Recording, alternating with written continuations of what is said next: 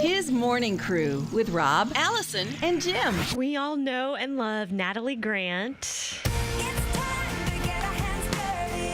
Such a beautiful voice. She lives her life with such transparency. She says that's a way that she connects with the family of God, and that means she shares the good in her life and she shares the difficult things in her life as well. And she got some really hard news this week, and she decided to share it. A few years ago, some doctors found nodules on her thyroid. They were benign, but the doctors said, you know what, we want to keep a close eye on these, and that's what they've been doing the last few years. Well, she went in for a checkup a couple weeks ago. She went back to the doctor and found out that those tumors may have become cancerous. And obviously, she says the word cancer is so terrifying.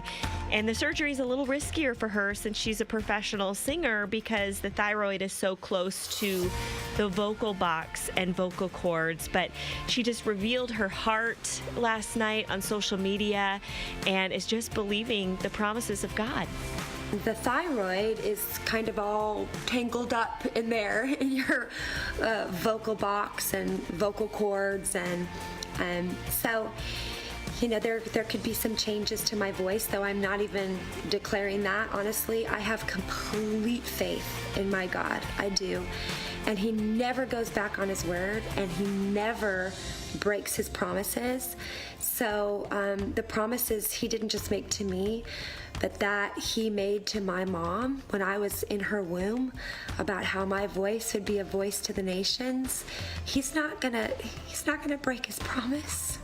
That's just not who he is.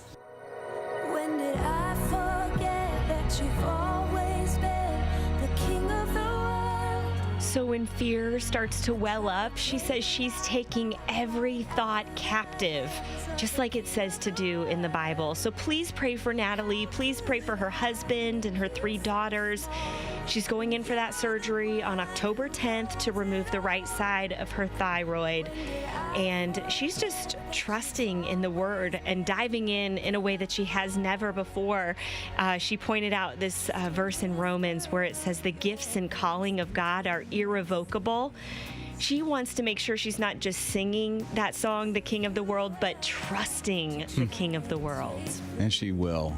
I've known Natalie for years, and she is such a courageous young lady. And to live this journey out in front of everybody, that's going to help so many people.